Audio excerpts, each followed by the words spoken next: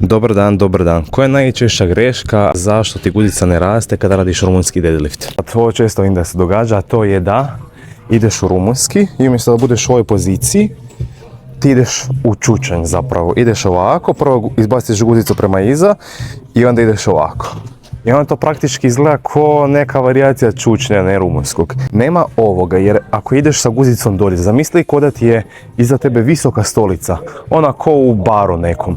Znači tu ti je visoka stolica, dotakneš je sa guzicom i nakon toga samo nagneš tijelo prema naprijed i to je to. Nema sa leđima, nemoj sa guzicom, ideš do tud, leđa ravna i samo naginješ tijelo prema naprijed. Ne treba ići prenisko.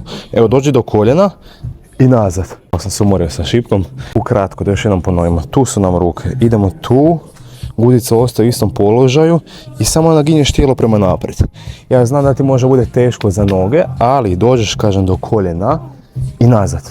Ne treba ići prenisko, jer ako nemaš mobilnost i fleksibilnost, ne ideš prenisko dolje. I to ti je to.